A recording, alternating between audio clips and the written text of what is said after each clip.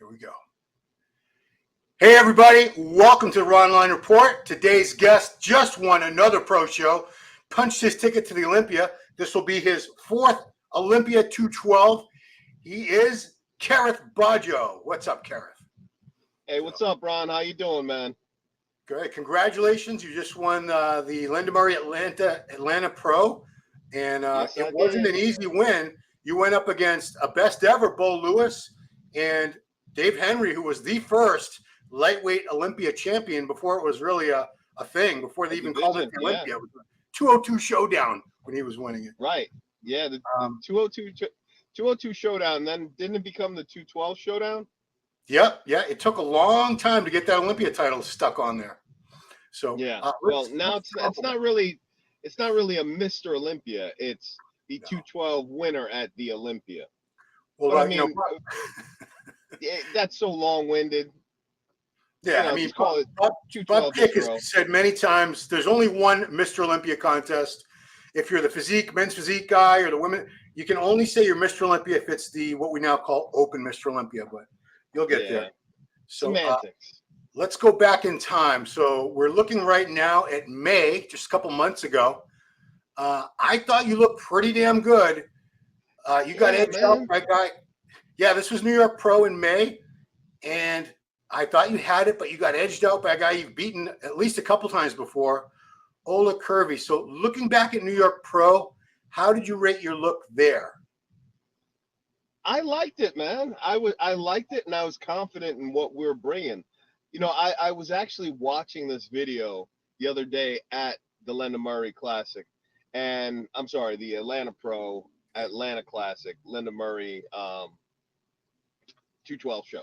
Yep. Regardless, I'm watching this video over and over and over, and I'm like, wow, you know, I actually really like this look, you know, and it's a shame that we got second with such a good look, in my opinion.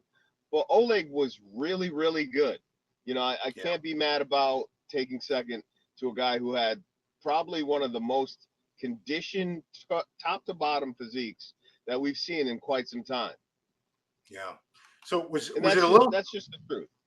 Yeah. So when you look at this, were you a little fuller? It seemed to me like you were really, the fullness was popping a little more than usual at the New York Pro. I believe that I had a little film on me.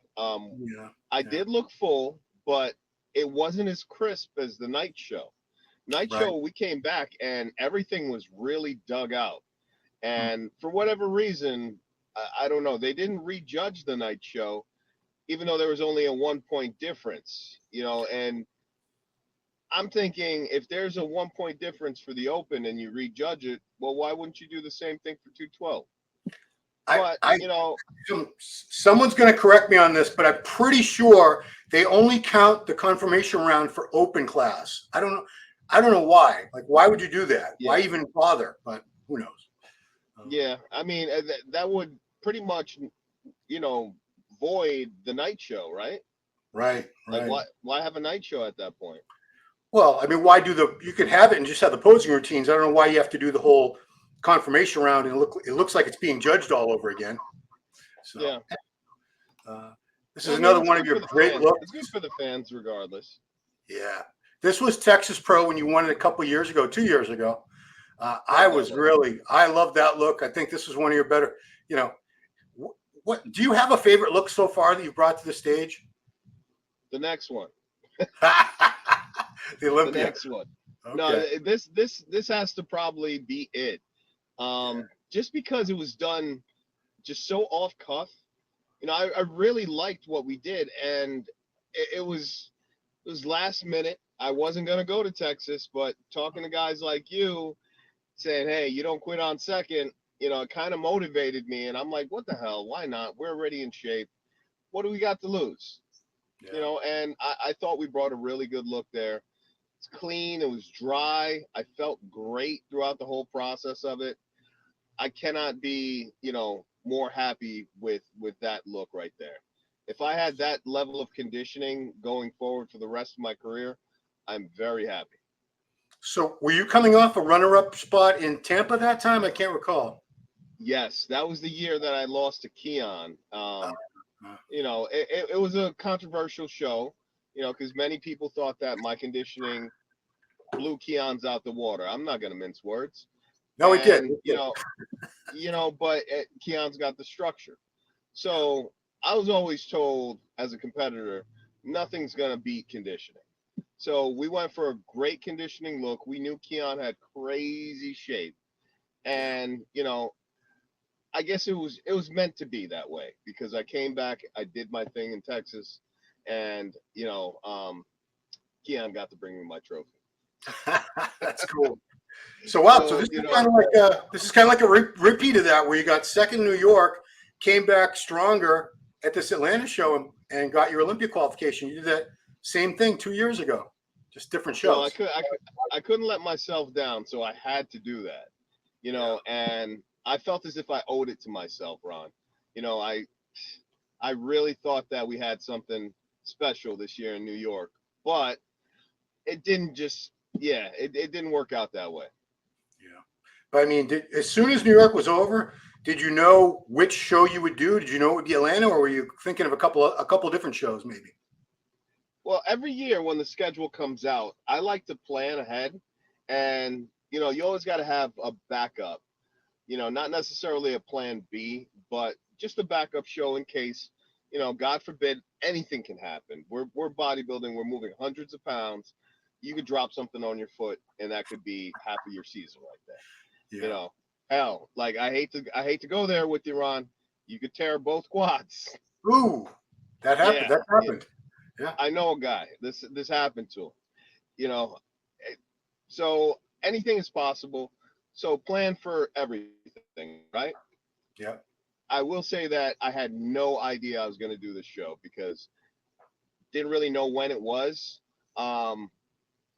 In comparison to Chicago and Tampa, because those were the ones that I was truly eyeing as a plan B. And talking to Lori, she said, "Hey, why don't you think about doing London Murray show?"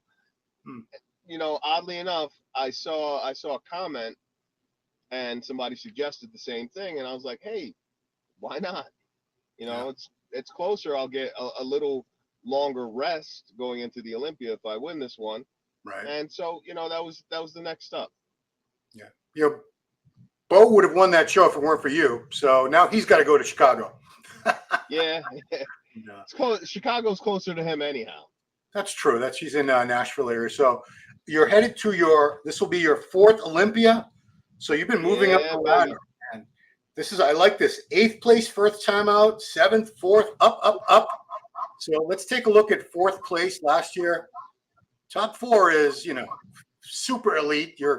In years past, this would have been an automatic Olympia qualification, but now you have to, it's only top 3 and you got to win a show again if you're not top 3. But geez, this was, what was it like being finally up in that upper echelon? Because the top 5, I always say, if you can make top 5 in the Olympia, you can win the Olympia. You're at that level. I have heard you say that. And, I felt as if I arrived, Ron. I'm seeing this look right here and I'm like, damn, that was a real good look. But, yeah, top 5, dude. When I got there, that was a win in it itself. It felt great to be there because, hell, I got to do my posing routine, and on top of that, my season wasn't cut short. I felt as if I got to do everything that I wanted to do last year, so it felt complete. It felt like a small victory, within a loss. Does that make sense? Yeah, well, I mean, I wouldn't call 4th place in the world a loss, but obviously you train to win every show. The only people that stood in your way this last time were Sean Clarita, Keon Pierce. Well, let's put them in proper order. Keon Pearson, Sean Clarita, which I think you could have flipped a coin anyway. I'm just curious, who did you have winning out of those 2? In my opinion, I thought Sean did enough. Yeah. I thought Sean did enough. I know Keon was improved, but I'm a conditioning guy myself. Shape is cool. I think that conditioning it's the beautiful struggle. And very few people can really tap in and unearth that crazy, grainy, dense look of, yesteryear.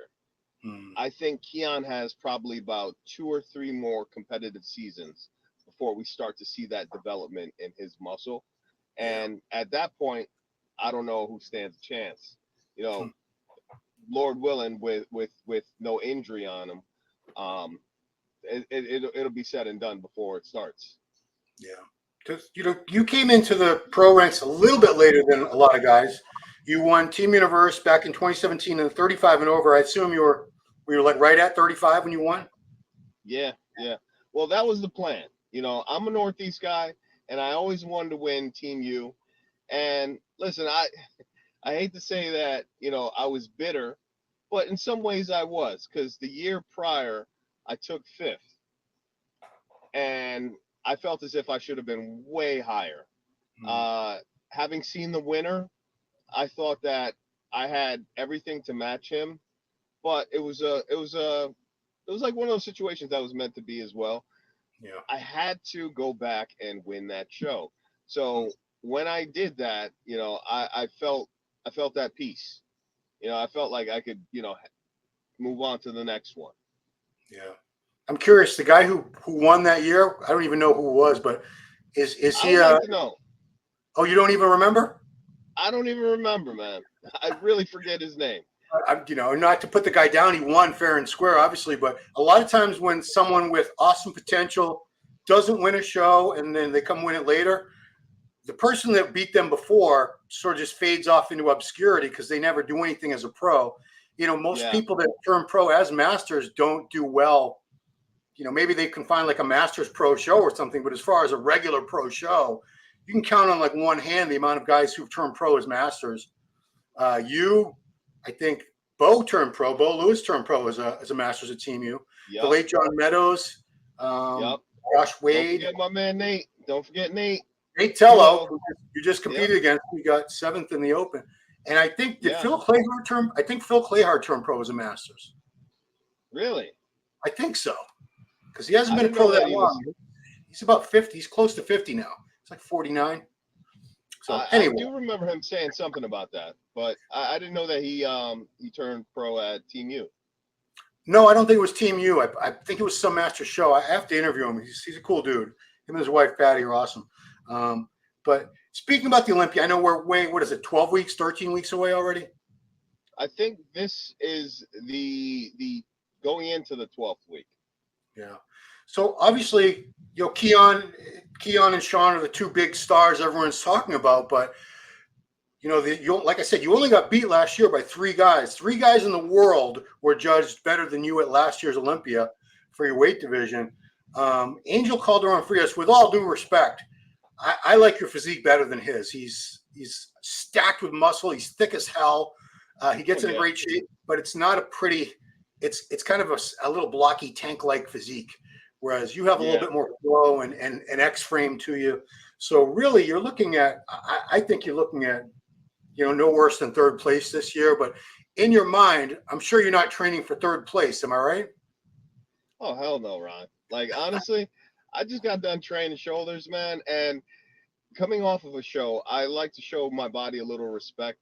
So I'm not going ape shit, and I don't need to. So it was just that I know I can, but the smarter athlete in me is like, all right, throttle it back, take your time because it's all gonna fall in place. So the mindset is already there. The winning mindset of I need to do everything right is there already, and I'm gonna allow this one to come to me and not chase it as much. I'm gonna be smart. I'm gonna respect my body, and I'm gonna have the energy to push through the entire season because, hey, I mean, we've been prepping since January, and I've been trying to throttle back. Yeah. See, it's exactly that. That's exactly what it's like prepping throughout the year. It's that look right there. But you have a massive advantage in that your coach is the coach of the greatest 212 bodybuilder of all time to most people, Flex Lewis. You work with Neil Hill, so it's got to be a good feeling to know that. I've known Neil for years and years. He's got such a laid back style, but at the same time, he's very meticulous. And what do you like about working with him? Because this has been you've only been with him about a year or so, I believe. Under. So okay.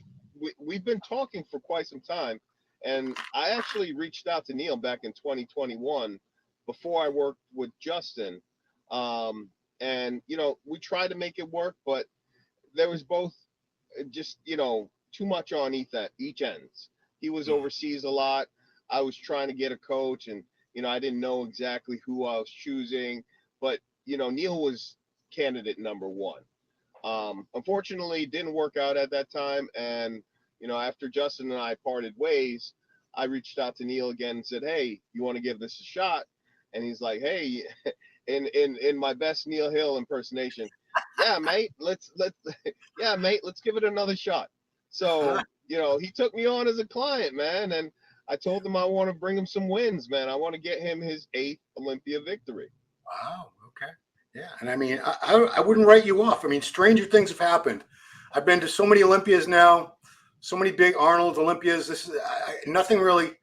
I don't think anything is ever a foregone conclusion, especially now that I think the judging is it's more fair and impartial, where it's not like you got to knock out the champ, and the reigning champ always gets a pass, whether he comes in with like a torn bicep or a big bloated gut or something. It's not like that anymore. The judges, they judge what's in front of them. They're not judging a reputation or a sponsorship or anything like that anymore. One thing I did want to ask you about was, I feel like there's a lot of pressure on the 212 guys to either completely switch to open or at least to do an open show, because we have seen the top two guys in the last two Mr. Olympias, Derek and Hadi, were former 212 champs. We've seen guys like Clarita go and win an open show. John Jewett just won his first open show. I don't know if you feel any pressure, but do people always ask you and sort of bug you, "Hey, Kerrith, when are you going to do an open show?" Well, I get asked, but I will say that without the pressure, I still wanted to do an open show. I didn't want to just limit myself to the 212 division. I think, after talking with the great Lee Haney at the show that I first met you at, which was the Chicago Pro in Atlanta. I don't know if you remember that. And I actually met you when you were actually talking to John Meadows. But probably 3 seconds before that, I was talking to Lee Haney right around the corner. And he said, "Why are you in this division?" And I was like, "Well, what are you saying? I shouldn't bodybuild?" He said, "No, I'm saying you should go to the open." And I was like, "Well, those guys are huge." He's like, "So?" He's like, what did he say? Muhammad Makaway? He used to kick my ass. Yeah, he said he beat me at 160 pounds. Yeah. He's like, "Don't tell me these guys are too big." And with that in the back of my head, I'm like, well, if Lee Haney thinks I could do it, anything is possible. Yeah. So, it was always in the cards for me. And now it's more of a reality. And I think I owe it to myself to see where I stack up against the guys who are 260, 270, because I feel as if I bring a different shape that could neutralize a lot of their strengths. Well, let's pick your show right now. I mean, the Olympia is mid-October. I mean, it would make sense to do a post-Olympia show if there was one. They're all over in Europe, damn it. Yeah, so it's funny you said that, because I was talking to Mrs. Alina Popa, and she said, "Hey, well, what do you think about coming to Romania?" And I was like, "I would love to go." Like, if I get a sponsor, I would definitely suggest that. So, if the promoter ever wants to fly me out there, I'm all in for it. I would love to see Romania. I hear it's beautiful, and I would love to do an international show, because those are one of the things that are on my bucket list. And if you've seen footage from any of those Romania shows, the venue, the lighting, it's better than anything here aside from the Olympia and the Arnold. It's at that level.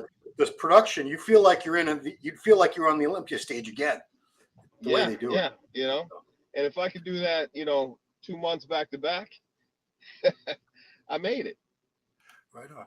Let's take a look at some other shots of you. There's a really great shot right here. Can you see it? Oh, yeah. Credit to the NPC photographer that got that one. And that's actually a pose that I haven't hit since Texas. 3 times that I've done that. I did that in Atlanta, Texas, and I did it, I believe, in my pro debut at New York, or maybe even Tampa. It's But like a side tricep variation. So I don't know if I'd even call that a side tricep. yeah, it was a transition, but I like the shot. Sometimes, you got to show them something a little different, even if it's off kilter and not what they're used to seeing. Look at that. So Yeah. I'm just curious, when you look at your physique, I mean, how close are you to 212 right now? What do you weigh in at usually? Oh man. So at home, when we weighed in, we were at 210. Okay. And when we got to the venue, we weighed in, we were 208. Oh, okay. So, And you drop water. we were nervous because we were close to the cap, Mm. but I'm not even going to tell you what we weighed on the show day because it's Probably like actually mind blowing. If you're dropping water, I bet you could have gone down to like 203 or something. Close, close. What But does it matter? you know what? Like, but you know what though, Ron, right? yeah. It made sense. Dude, you know what? So we're both good friends of Jose Raymond, and he admits he loved his look best somewhere around like 202, 204. That's where he was like crispy, dry, grainy, waist was tight. yeah. Once he got up around 212, it was like a little more of a blocky look. So the weight doesn't matter. Keon's nowhere near 212, I don't think.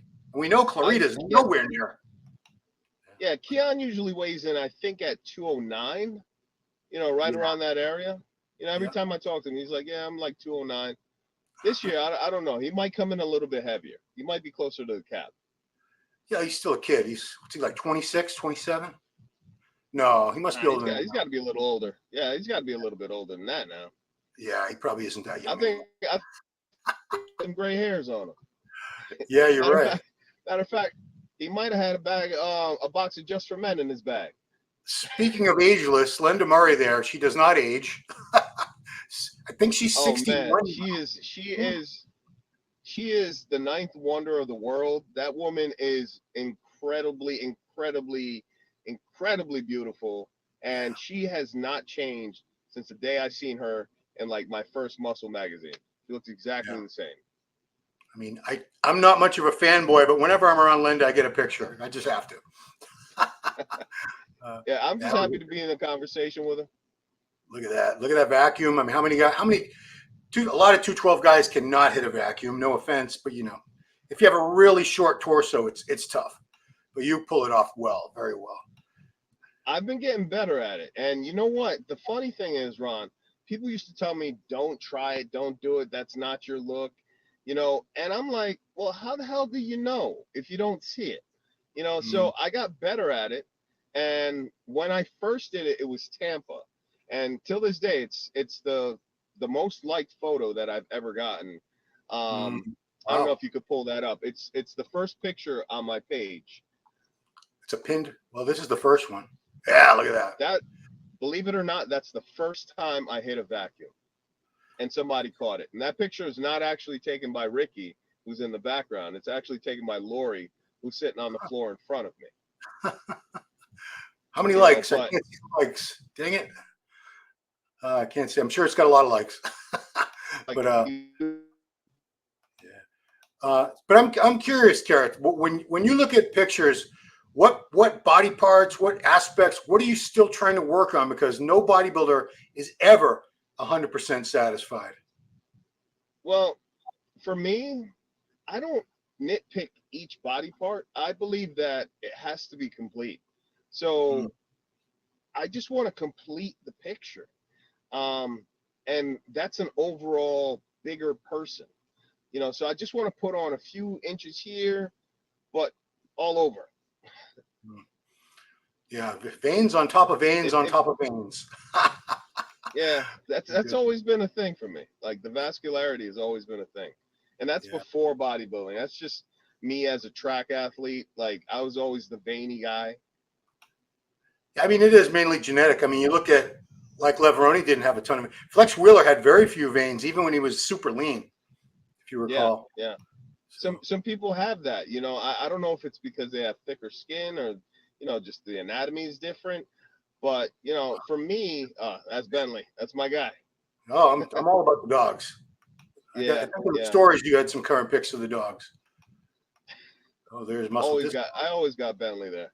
But yeah, man, it's just always been a thing. I don't need to work out to be a veiny guy. People Mm. assume, oh, it's because whatever you do as far as supplementation. No, it's always been my thing. Oh, I mean, I know guys who they can be like their physique can look 12 weeks out. There's like no separation, nothing. They still have a ways to go condition, but the veins are popping.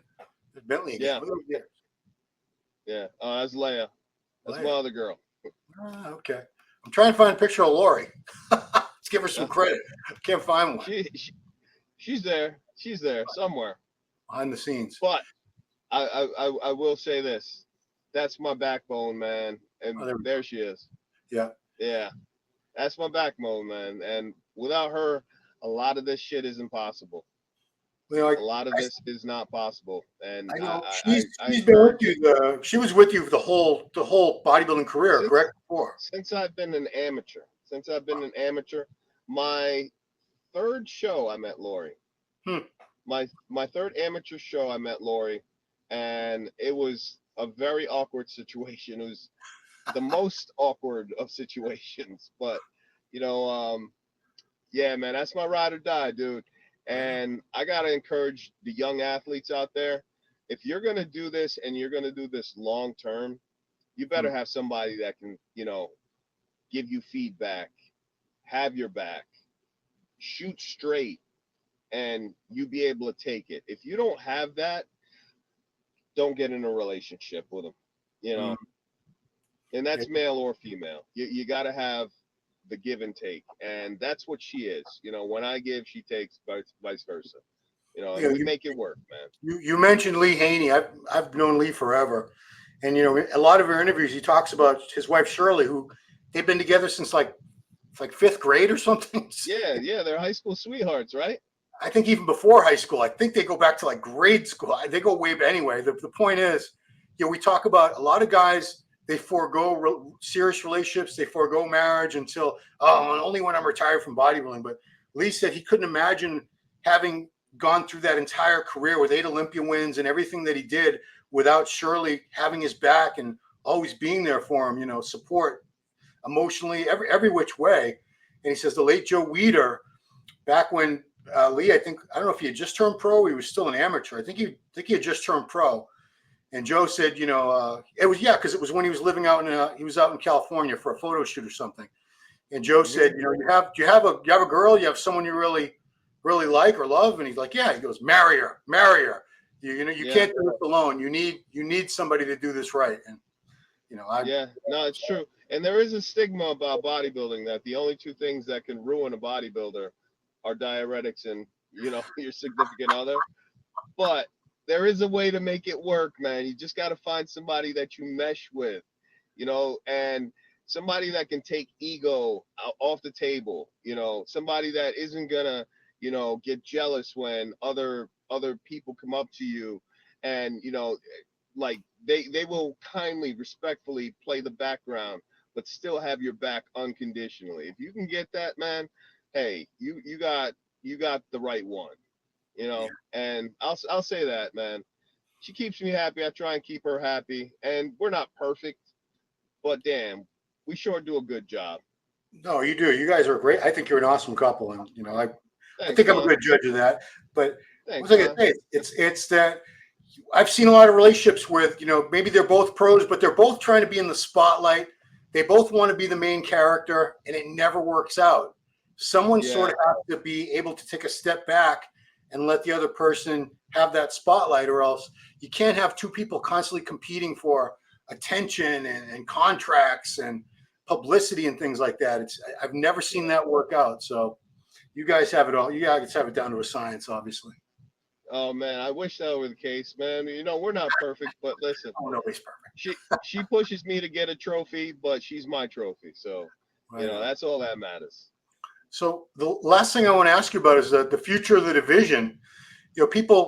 Some people say, well, after Flex Lewis, the 212 division sort of lost some shine, and especially since we've had guys like Derek immediately jump ship to open. And we did have that era where it was like Jose and Flex Lewis and Eduardo Correa, Dave Henry, Guy Cisternino. It was a pretty stacked era at one point. But I don't think the 212 division has lost that much of its glamour. As one of the top 212 guys yourself, what do you have to say about that? Can I be clear on this? And I'm not going to take credit for it because I didn't say it to him, even though I thought it. Keon messaged me probably about 2 years ago, and he said, "Hey, bro, do you realize that you and I are the new Flex Wheeler and Chris Cormier?" He's not wrong. He's not wrong. He's not wrong. For our division, that's what it is. I'm just trying to figure out who's Flex Wheeler and who's Chris Cormier. Well, I mean, if you're going to go with the round muscle bellies, I'll give him Flex Wheeler. But Chris Cormier. Chris Cormier I think he's one of the most underrated. I knew Chris the whole time. He was an amateur pro. I was at all those Arnold's where he took second place. He's so underrated. Yep. These young guys have no idea how good he was. He might be the most overall underrated bodybuilder of all time. I agree. I mean, structure, size, condition. What was he really missing? He used to match up with anybody. Yeah. Like he could legit match up with anyone. Yeah, and it's not a record he's proud of, but second place 6 years in a row at the Arnold Classic. Yeah, no, they always give him shit for it, but you know what? That's not an easy feat to accomplish. I mean, most of the guys he lost to Jay Cutler 3 times. He lost to Ronnie Coleman. I think he lost to Flex Wheeler another time. Very few people could beat that guy, but that's real deal. We're just saying we're just giving you props. So yeah, no, I love Chris, man. Chris is awesome, and he's listen. I'll say this, and I said it to Chris. None of those guys were ever mentioned in the movie over and over and over and over. He was the focal point of John Q, man. Flex Wheeler got his name in there too. Yeah, he did, but not like Chris. Oh man, and I love them both, but Chris was the cornerstone for that movie. Yeah, if you guys don't know, we're talking about a Denzel Washington movie called John Q that actually had full-page photos of Chris Cormier, Flex Wheeler. I think they were the only 2 that were featured, right? Yeah. And his son wanted to be like Chris Cormier. Yeah. All us meatheads got so excited when we saw that. Like, yes. Anyway, you have an appointment to get to, and I'm a man of my word. I'm not going to make you late. So, KERRITH, congratulations on pro win number 4. You're headed to Olympia number 4. You had 4th place last year. It's a lot of 4s. So we need to move up to at least 3 this time. Let's do it. Yeah, man. Hey, listen, I used to say 3rd time's a charm. I'm going to have to change that a little bit. 4th time's a charm. 4th time's a charm, man. Cool, man. So I want to encourage everyone, if you like these videos, you like the channel, please subscribe, like, share, ring that bell. It doesn't cost you a darn thing. Follow me on Instagram, of course. Do all that good stuff. And that's it. This has been the Ron Line Report with the Apex Predator, KERRITH BAJJO. See him next on stage at the Olympia, 60th Olympia in Las Vegas. Thank you, KERRITH, so much. Thank you for having me on, Ron. I appreciate it. Appreciate you, sir. Have a great day. And everybody, thanks for watching. We'll see you next time. Hey.